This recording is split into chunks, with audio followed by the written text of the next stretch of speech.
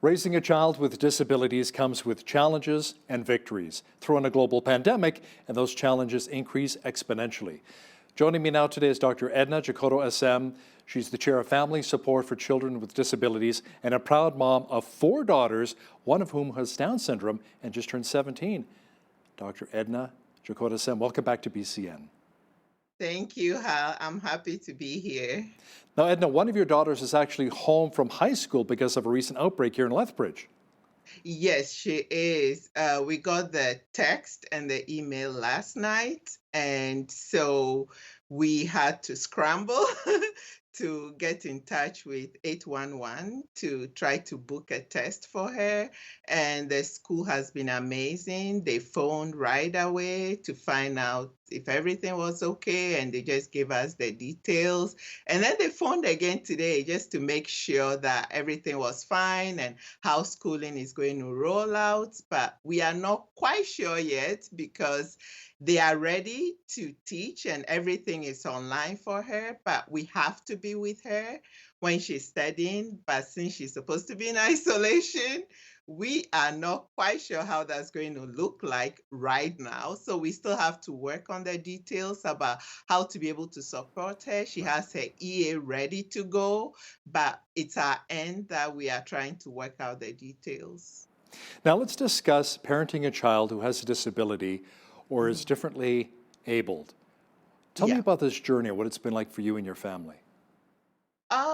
I think initially was a bit of a surprise because we didn't know that we're going to have her with the disability. But I think that, with time you get to understand um, more about the condition, and then you learn to appreciate just the strengths that she has. But I'm not going to say that it's been an easy journey. It's a challenging journey. It stretches you as an adult, it stretches you as a human being. But I wouldn't trade it for anything. Now, when you were told that your daughter had Down syndrome, what were your thoughts and feelings about it initially? Um, I think it was shock because we didn't know, and fears about how life was going to be like because I didn't know much about Down syndrome at the time. But then as time went on, we sort of knew that it was going to be okay. We knew it was going to be a lot of work, but we knew that it was going to be okay. Now, let me backtrack a bit. One of the reasons that we found out was that she had a heart condition when she was born because her physical features were not very consistent since she's dark skinned, because most whites who get it here, it's more visible. But because she's dark skinned, you needed to have experience to be able to identify it. So they weren't quite sure, but they suspected because of the heart condition. So once they did the genetic testing and we were clear, that we knew that, okay, we know what we are dealing with now. So it's been lots of up and downs, but I think that we are okay with it and she's doing amazing well. So Now, Edna, you have 4 daughters. What is the family dynamic like? And more importantly, do you see any time in the bathroom? uh, I like that question. Well, family dynamics. Okay, so our oldest is 21, soon to be 22. And so she has been a really great big sister.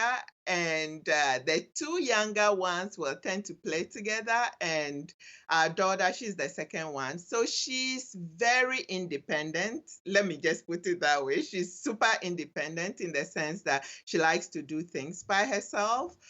But when she needs help, sometimes she doesn't want to ask, except when she sees a bug, like she sees an ant crawling, then she screams, "Help!" But other than that, yeah, Now, the it's COVID been 19 measures and restrictions have probably been a challenge for you on many different levels.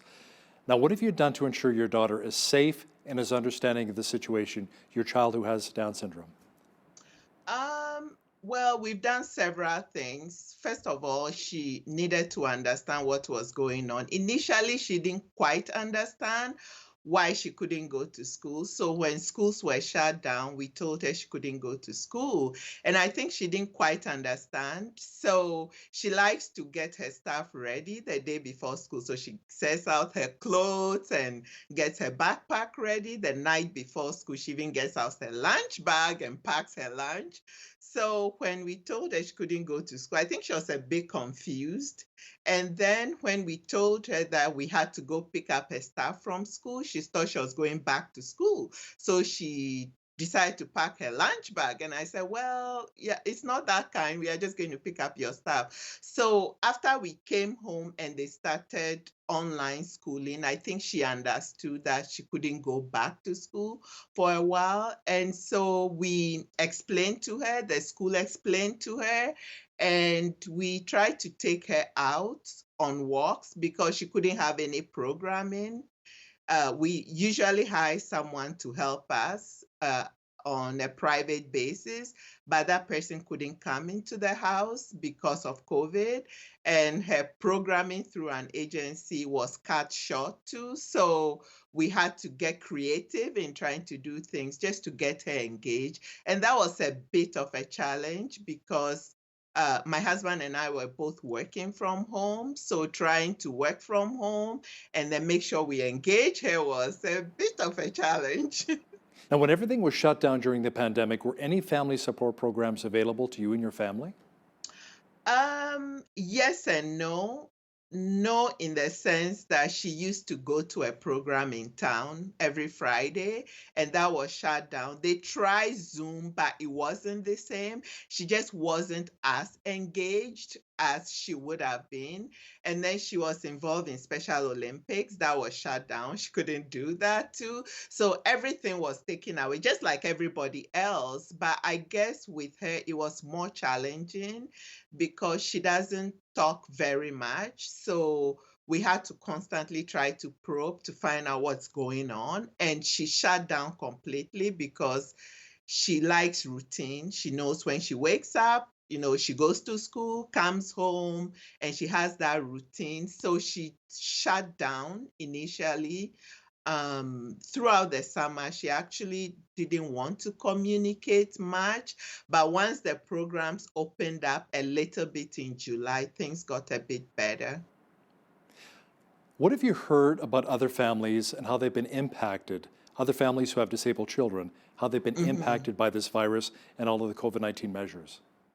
I think that the impact comes in, well, depending on the nature of the disability. So if your child has very complex needs, it's obviously more difficult because then you have to get workers in.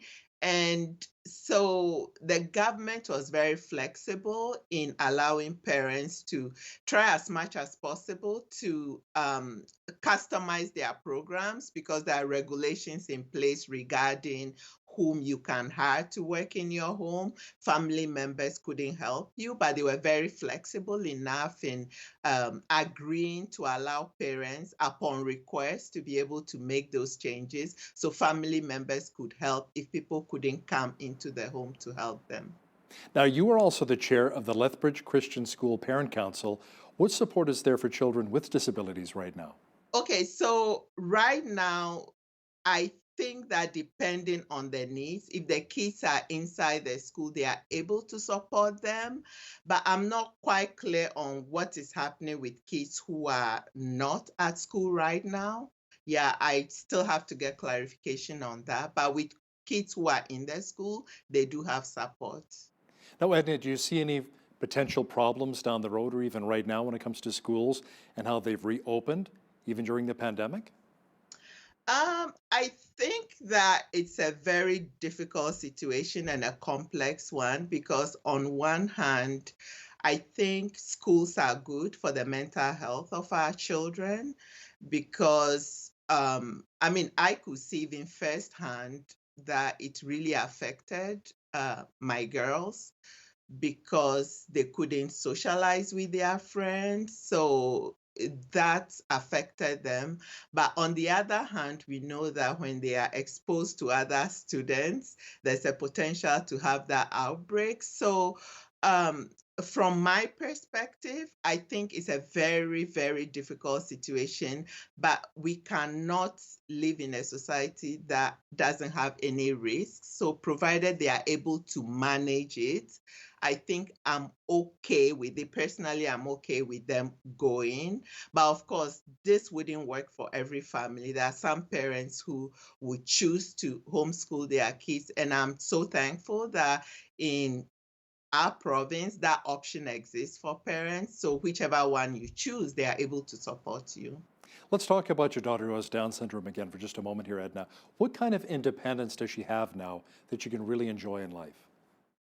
Oh my goodness. She can do things by herself, like she can go to the bathroom by herself. She doesn't need anyone to help her to go to the bathroom. She When she's coming back from school, we drive her in the morning. When she's coming back, she comes home on the yellow bus. She gets off at her stop most of the time, and then she walks home. She's able to eat on her own. She can navigate the iPad technology more than I can. And those are skills that, like, I am so thankful for that she has those skills. I mean, like most kids, she probably has hopes for her future. Has she talked to mom and dad about what she'd like to do when she grows up? She doesn't say very much, so you have to prompt her. So next year she's going to turn 18, which is a big transition year, adult year for her. So we had so many plans in the spring to put in effect just to get her preparing for that stage. But unfortunately, because of COVID, all those plans were cut short. So we have to wait. And then just as things open up and we're ready to get things into motion, she's in isolation. So it's been up and down. Yeah. Yeah, it's been a roller coaster ride, definitely. Edna, what advice would you offer parents who are struggling with raising a child with a disability? I think first of all, you have to see them as any other human being. I think you have to have that perspective that they don't have a deficit. That is just who they are. They have challenges in life. So you have to just accept them as human beings and treat them as human beings. Secondly, you have to see what they have to offer. They may not have certain cognitive skills, they may not have certain physical skills, but maybe a smile. Just look for the good in what they have, because I personally believe that everyone has something to offer and they have something. I mean, she has enriched my life so much. I don't know how my life would have been without her. I've gotten to know lots of people that have made such a big difference that I wouldn't have known but for her. So I would say that just look at the positive, and when you are having a bad day, ask for help. It is so important because the emotional and physical strains of raising a child who has so many challenges, it can be overwhelming, but it's important to know that there is help out there. So you can talk to your caseworker, talk to family members, get a support group around you. And a lot of the groups that, kids with special needs, they have different groups for different kinds of disabilities, if I should put it that way. So reach out to people and talk to people. It may look challenging, but you can overcome. And last of all, just take care of yourself. I think self-care is so important. Just get out, take a walk. It's not expensive. It doesn't cost money to get outside and enjoy the outdoors. So just get out there and enjoy the outdoors. Clear your head and talk to people. Yeah. Amen to that. Edna, let's also talk about your faith and your relationship with God and how important that is, especially as you navigate through a pandemic and raising a child with a disability. Oh my goodness. I think that that has been the thing that has gotten me through all the challenges, because it's not easy. And so my faith actually has strengthened me in the sense that when I face challenges, I know that, I may not know what lies ahead, but I can lean on God and know that, He's always there, even when it seems like the sky is falling. He's always there to just see me through whatever challenges that I'm going through. And also, I have a very strong faith family that have been very, very supportive, and that has always helped. And also, I think that um, having a child with challenges drives you to ask questions. And if you don't look at the right place for the answers to those questions, your faith can be shaken. And that was what happened to me, because initially I was looking for answers. And then I realized that it's not a bad thing. I mean, having a child with needs is not a curse. You didn't do anything wrong. That is just who they are. And so when you have that understanding by getting into the word and knowing the word, it really, really helps. So I'll just encourage people that, don't look at the wrong places for answers to your questions.